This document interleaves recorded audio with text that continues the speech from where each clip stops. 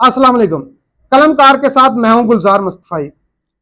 पिटे हुए पेवसज़दा फंगस लगे चेहरों को जमा करके एक नई पार्टी सामने लाना कारीगरों की नालायकी का मुंह बोलता सबूत है। इन्हें तो हम बरेलर भी नहीं कह सकते। ये सब लोग अपनी तबई सियासी उम्रें भी पूरी कर चुके हैं। इनकी मिसाल अब खांगड़ भैंसों जैसी है। ये खांगड़ भैंसें ना तो दूध दे सकती हैं और ना ही इनका गोश्त खाने के काबिल है। ऐसी खांगड़ भैंसों की खाल से सिर्फ जूते ही बनाए जा सकते हैं। इन जैसी खांगड़ भैंसों को अगर जबा भी कर लिया जाए तो गोश्त घटिया किस्म के कबाब फरोश ले जाएंगे। इन खांगड़ भैंसों के नथनों में लगाम डालकर एक बाड़े में जमा किया जा रहा है।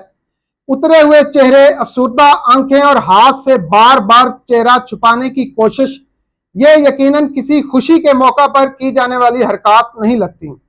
लेकिन ये सब कुछ लाहौर में इस्तेकाम पाकिस्तान पार्टी की लॉन्चिंग पर देखने को मिली।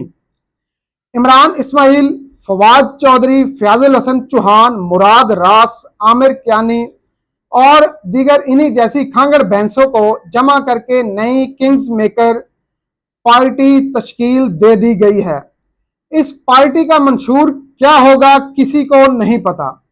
इस पार्टी का वोट बैंक कितना है, कहां है, यह भी कोई नहीं जानता। सोचने की बात यह है, इतनी ज्यादा खांगड़ भैंसों के लिए भैंसा कौन होगा। वैसे पूरे पिंड दी मज्जां वास्ते सिर्फ एक संडा काफी होता है। अब इन खांगड़ भैंसों का संडा कौन है, ये काबिले गौर है। यकीनन पाकिस्तान की तारीख में पहले भी सियासी जमातें टूटी हैं और किंग्स पार्टियां वजूद में आई हैं, लेकिन पीटीआई के साबिक रहनुमाओं के चेहरों के तासरात तकरीब से पहले और उसके दौरान पेश आने वाले वाकयात बज़ाहिर यही तसर दे रहे थे कि शायद ये सब कुछ जल्दबाजी में किया गया है। फितना पार्टी छोड़कर सियासत से तायब होने वाले पाकिस्तान को गैर मुस्तहकम करने के बाद इस्तेकाम पाकिस्तान पार्टी की दाग बेल डाल रहे हैं। लेकर रहेंगे आजादी, छीन कर रहेंगे आजादी जैसे नारे लगाने वाले फवाद चौधरी मुंह छुपाते फिर रहे हैं। फयाजुल हसन चौहान का भी यही हाल है। मुराद रास भी इंतहाई डिटाई का शिकार थे।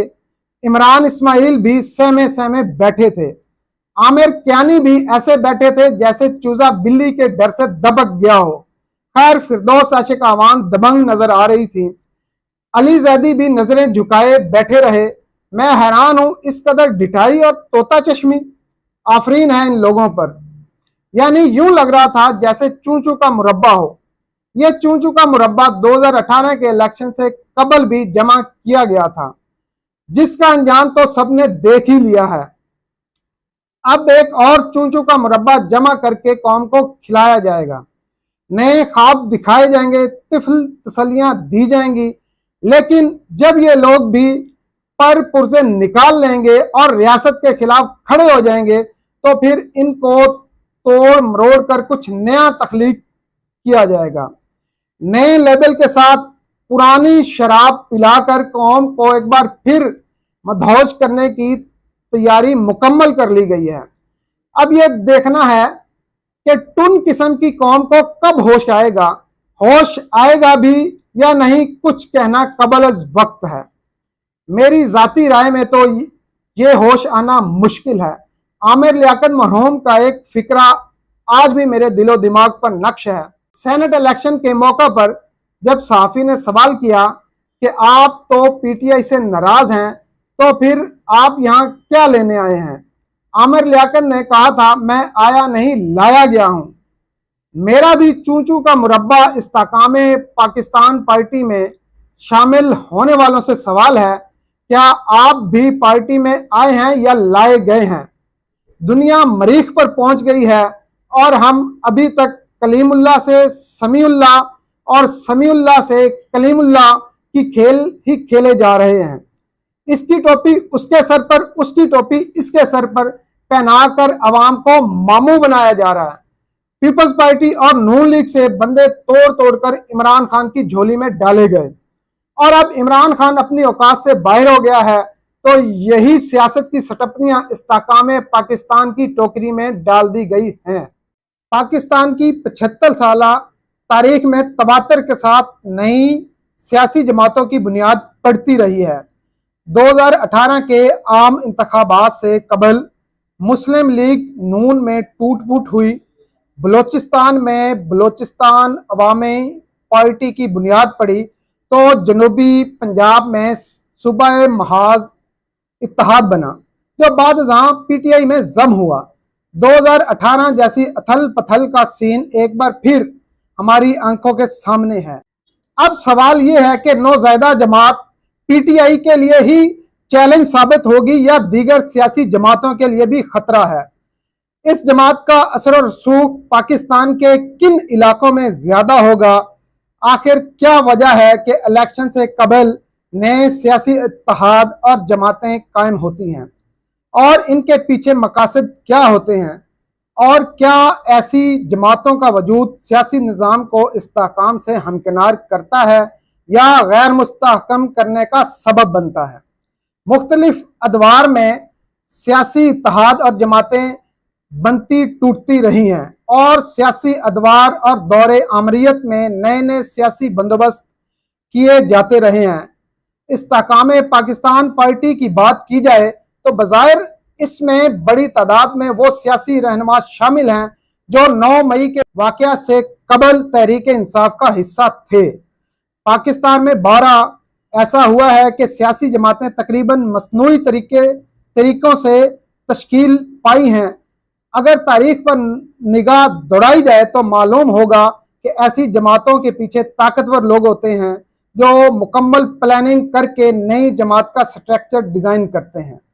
और ये ताकतवर लोग कौन हैं, ये सबको मालूम है। किन लोगों ने आईजेआई को बनवाया था, किन लोगों ने मुस्लिम लीग काफ को बनवाया था, और ये अमल आज भी अपनी आबोताब के साथ जारी सारी है। नई पार्टी में ऐसे लोग आ रहे हैं जैसे आंधी में शापर उड़कर आते हैं। नई जमातों का बुनियादी मकसद ताकतवर लोगों की अजारादारी कायम रखना होता है, मगर कुछ अरसे में जब कोई सियासी जमात इतनी परवरिश पा जाती है कि वो अपने आप पर एतमाद करने लग जाए या ताबे रहना पसंद नहीं करती, तो उसके बाद एक बार फिर नई सियासी जमात की जरूरत पड़ जाती है। सियासी पार्टियों के गंदे अंडों के कड़क से गंदे बच्चे जन्म लेते रहेंगे। गंदे अंडों से पैदा होने वाले बदबूदार बच्चे कौम के मासूम बच्चों को वरगलाकर फंसाते रहेंगे। 9 मई के वाकयात में मुलव्वस गंदे लीडर खुद तो प्रेस कॉन्फ्रेंस करके पाक साफ हो गए हैं, लेकिन अफसोस सद अफसोस इमरान खान के फितने से मुतासर होने वाले कौम के मासूम बच्चों का क्या बनेगा?